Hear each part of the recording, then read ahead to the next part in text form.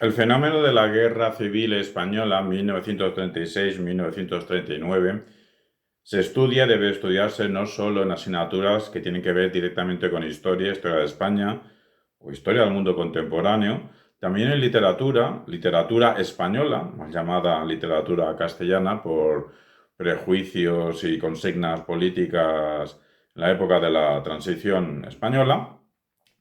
Y para ese fenómeno de la Guerra Civil Española, pues siempre hemos dicho lo mismo, y para cualquier fenómeno histórico, nuestro sistema es la interpelación, método interpelativo, hacer preguntas, que es una breve introducción, cómo surgió, cuáles son las razones, cómo emergió, las razones que explican su emergencia, el desarrollo, lo último, las repercusiones, que no consecuencias, los fenómenos históricos no tienen causas, tienen razones que las explican y pues no tienen consecuencias, no tienen efectos, no es un fenómeno natural que tenga causa y efecto. Y lo penúltimo, lo importante es cómo se vivió y para eso hay que indagar en los protagonistas desde distintas perspectivas, no un solo tipo de protagonista. Y para eso en el tema de la guerra civil pues habría que leer testimonios directos de esa época, filmaciones que las hay de esa época o novelas escritas con posterioridad que traten de esa época. Hoy simplemente voy a recomendar una de ellas, que es Santander, 1936, de Álvaro Pombo, novela reciente de 2023 y trata sobre esa emergencia antes de la llamada Guerra Civil Española en Santander, en 1936, y luego el inicio de la Guerra Civil. ¿Por qué va bien este tipo de lectura, en concreto Santander 1936? Porque nos pone encima de la mesa y podemos captar desde distintos puntos de vista ideológicos, están reflejados en esta obra, distintos puntos de vista ideológicos, pero vemos las confrontaciones, cómo van surgiendo entre personas que quieren romper con los privilegios de algunos, de una minoría, y personas que quieren mantener dichos privilegios. Vemos vivos debates encarnizados, debates intelectuales, realmente intelectuales, y no como pseudo conversaciones actualmente en algunas tertulias, ya no televisivas, sino youtuberas, de escaso nivel, de cualquier tipo de nivel, escaso. Bueno, también podemos apreciar en este libro las novedades políticas, al menos en España. Claro que República hace siglos que existe el concepto y la aplicación práctica esporádicamente de república, especialmente a partir del siglo XIX en Francia. Por cierto, literatura francesa del siglo XIX, de Stendhal, todos, Victor Hugo, Dumas, Balzac, sobre todo Balzac, acabando en Marcel Proust, es genial para ver la transformación de un país desde el imperio, un imperio napoleónico imperio, hasta una república burguesa. Bueno, pues en España para ver la guerra civil tenemos muchas obras y una de estas es Santander 1936, las novedades, estamos diciendo, las novedades políticas en España.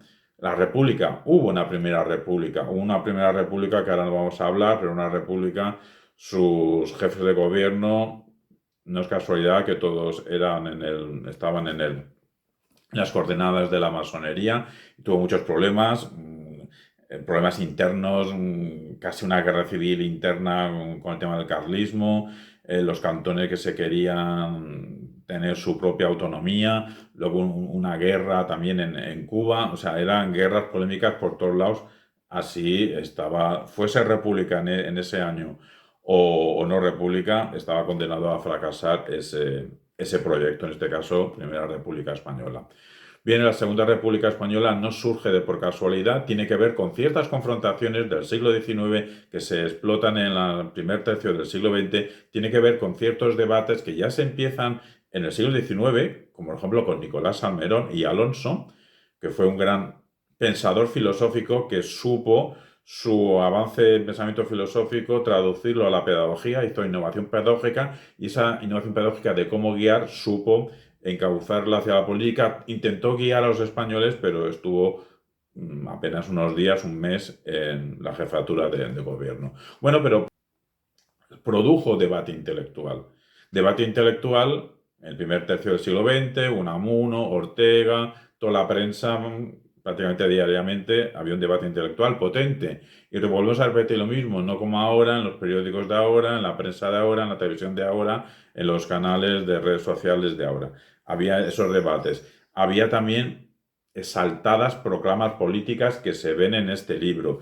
Novedades, es que la República surgió, ya habíamos dicho que estuvo la primera, pero la Segunda República surgió con una novedad política, es que realmente tenía una ambición, empezó como un proyecto emancipador, como un proyecto de, Azaña lo decía claramente, y se ve aquí los discursos de Azaña, de que más que una nueva clase social en España, quería un nuevo pueblo español, un proyecto razonable, un proyecto reformador.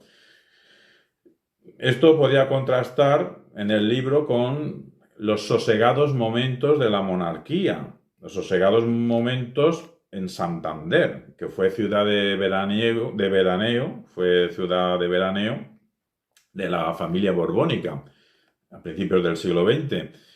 Pero ese sosiego durante la monarquía a lo mejor está en Santander, pero no en el resto de España. Desgraciadamente, primeras décadas del siglo XX en España, antes de la emergencia de la República, hubo violencia y gran violencia. Pero bueno, todas esas agitaciones, proclamas, debates, todo esto se aprecia en esta novela, que al final, pues todo esto desemboca en la Guerra Civil Española, que ese sí que es un núcleo irradiador de fenómenos, actos trágicos. Una enseñanza breve que queremos rescatar también de Santander en 1936 es un resumen, bueno, un matiz de la Segunda República. Y vamos a decir lo que viene antes de la Guerra Civil, no, falso.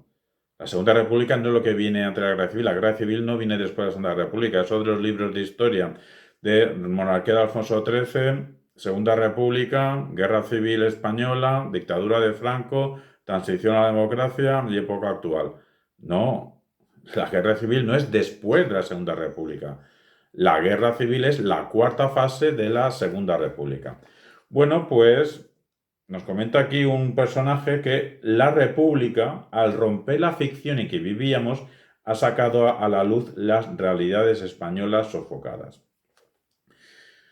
Bueno, así empezó la Segunda República y cierro esta invitación a leer Santander 1936 para comprender mejor el fenómeno de la Guerra Civil con dos retos, con dos preguntas.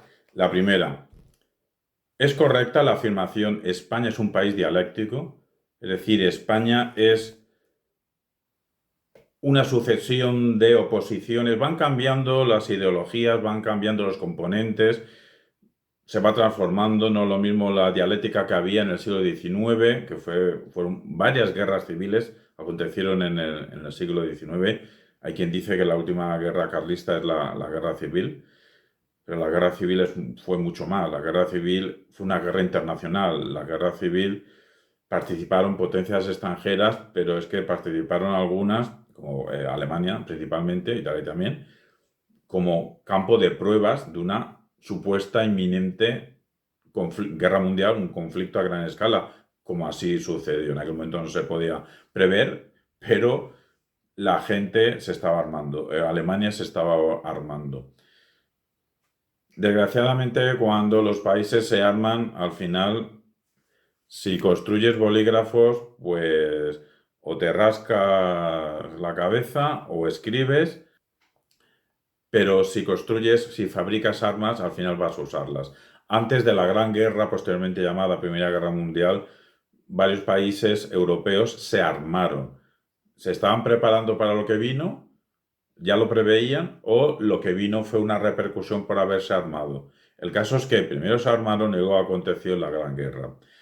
Estamos diciendo que la Alemania nazi se armó, casi solucionó el paro fabricando bombas, carros de combate, armamento militar, bombas, y al final pues las usó por toda Europa, por norte de África, etc.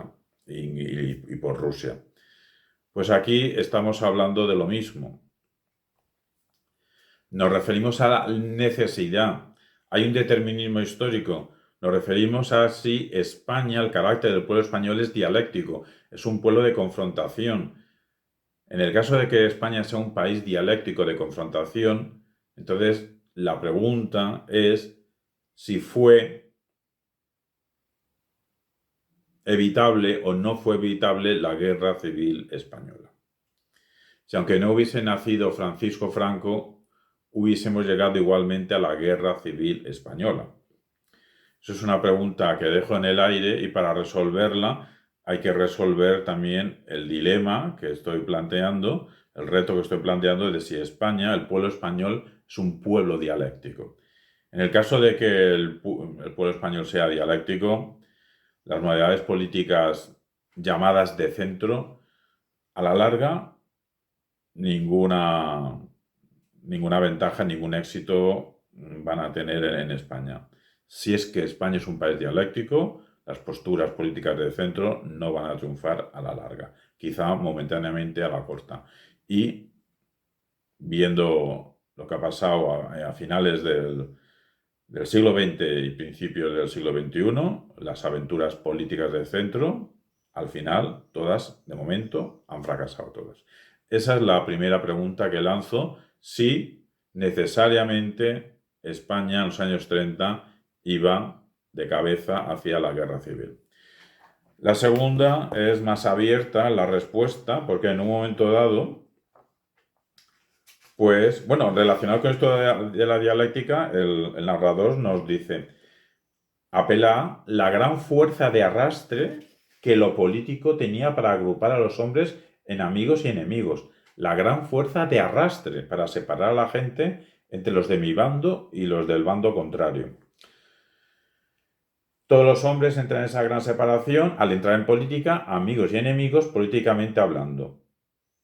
Dice al entrar en política, lo que pasa es que cuando las repercusiones son violentas y se entra en un conflicto como la guerra civil, gente que no estaba en política se ve arrastrada hacia esa dicotomía, hacia esa dialéctica, hacia esa separación de un bando o el otro.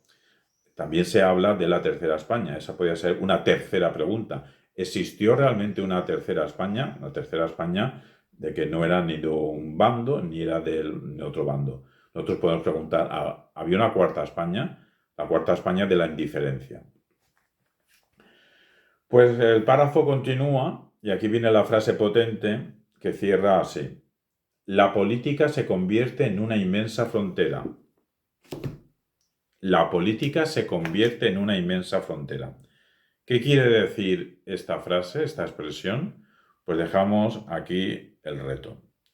La política se convierte en una frontera. ¿Qué quiere decir?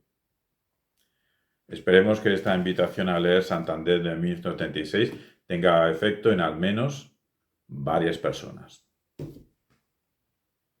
Bueno, ahora sí que cerramos este vídeo con esta frase que no queríamos dejar de decirla, porque resume toda la guerra civil española y el pueblo dialéctico que el español es.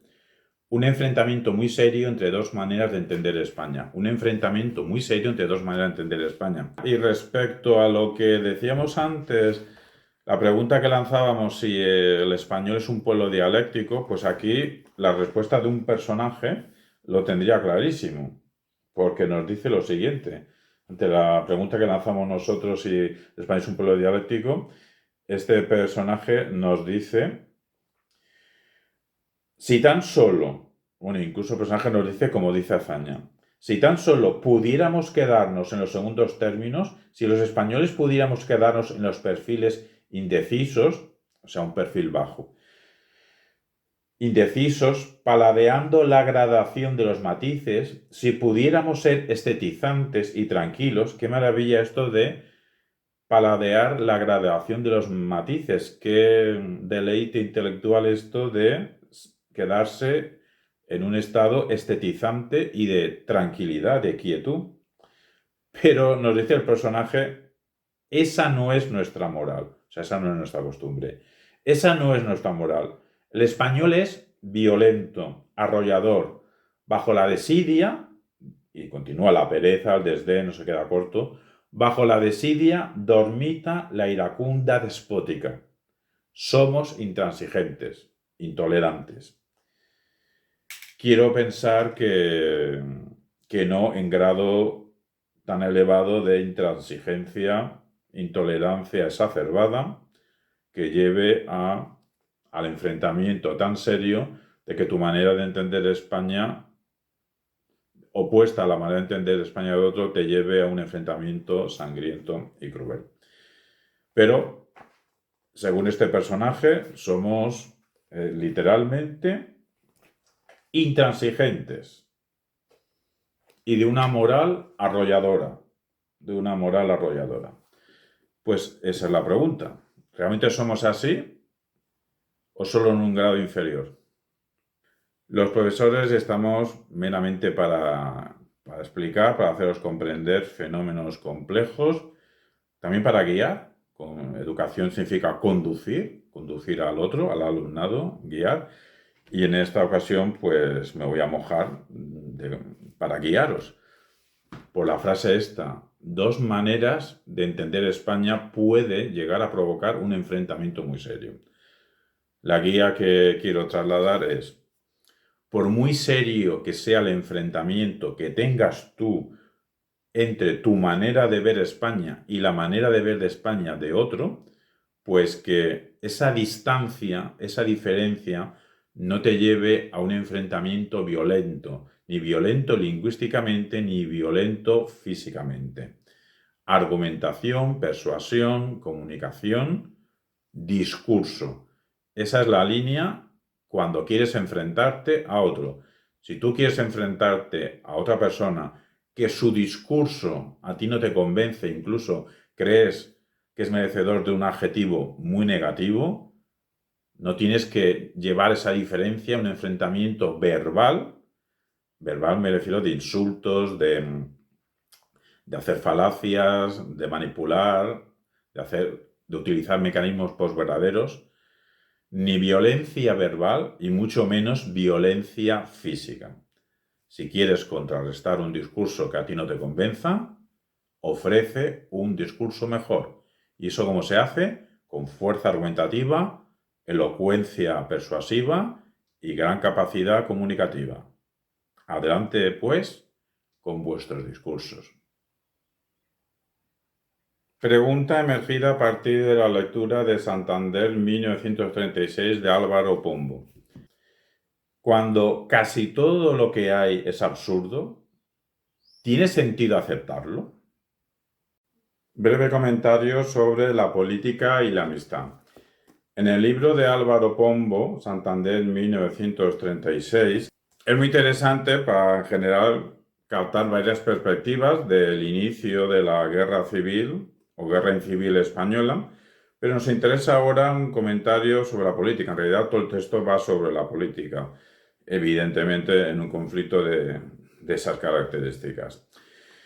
Nos recuerda un discurso de Azaña, y en el discurso de Azaña parece ser que este político decía que la amistad se tiene que quedar fuera cuando entras en política y si acaso puede volver a empezar otra vez cuando sales de la política, pero no durante la política.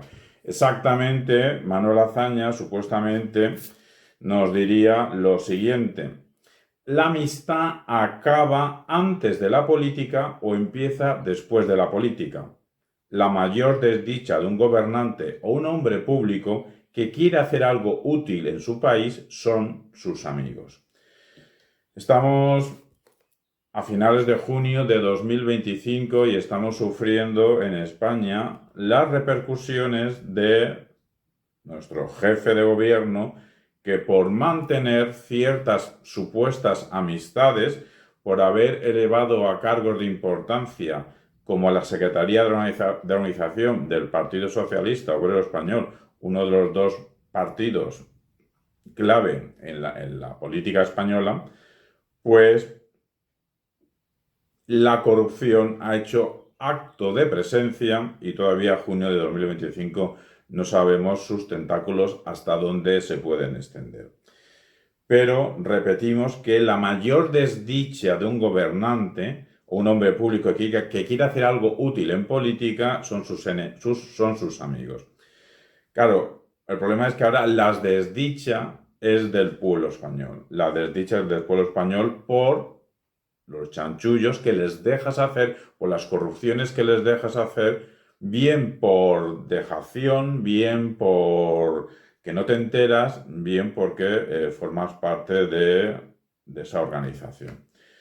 Más adelante, el novelista Álvaro Pombo también nos hace un comentario sobre la amistad y la política. Hombre, para Manuel Azaña lo importante era la razonabilidad, era tener un proyecto común, un proyecto razonable para tener no una nueva clase social en España, sino una nueva España. Y en esos primeros años de la República, pues algunos estaban entusiasmados por esa novedad, ese parlamentarismo, esas nuevas leyes que iban en función de la mejora, al menos, de cierta burguesía española.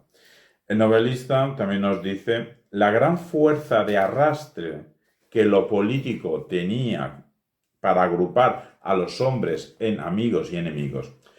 Bueno, es al final de una frase y nos está diciendo, pues, ocurre, etcétera, etcétera, por la gran fuerza de arrastre que lo político tenía para agrupar a los hombres en amigos y enemigos.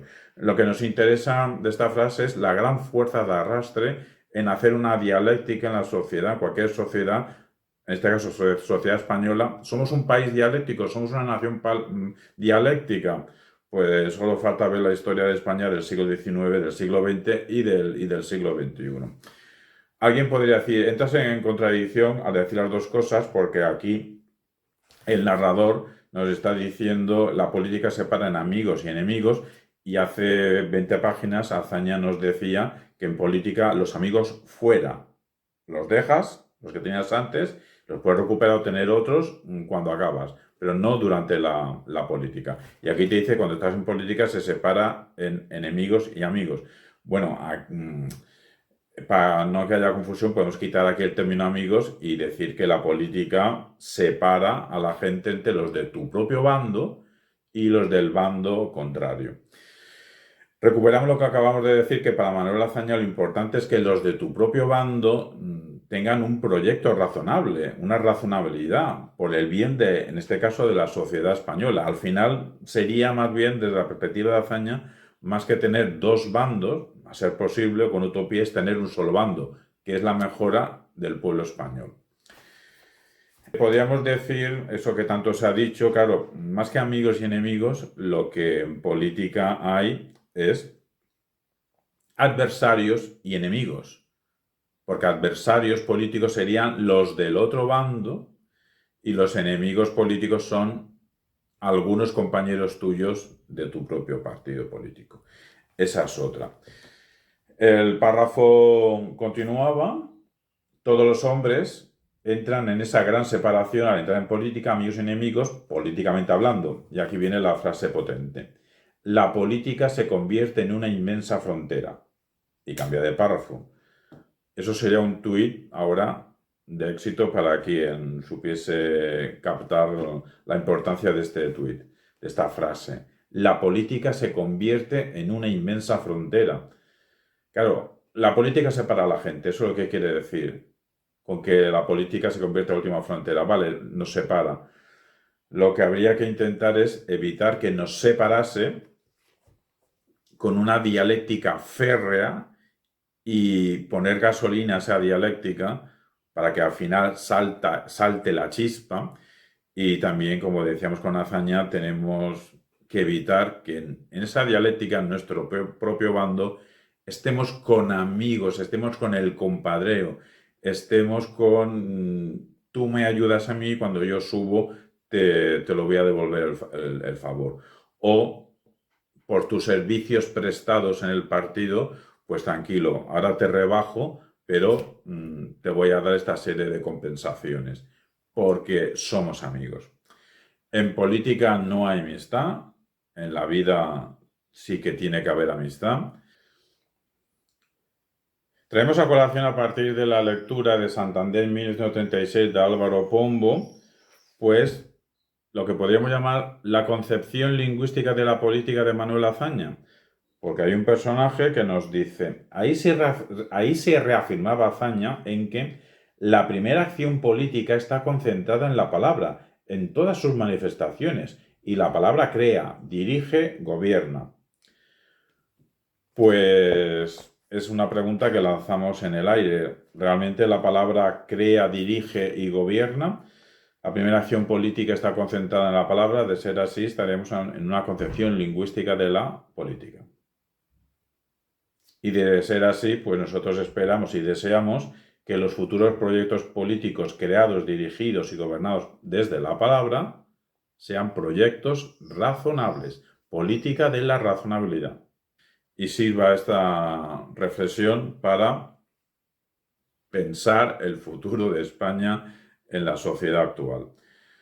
Ni socialliberalismo mal interpretado y mal ejecutado, ni economicismo a ultranza, ni posmodernismos varios, ni identitarismos regionalistas, ni tradicionalismos catolicistas exacerbados de una ranciedad cada vez más exultante. Recomiendo la lectura de Santander 1936 para todo estudiante que quiera mejorar su comprensión del fenómeno histórico de la Guerra Civil Española. Hasta otra.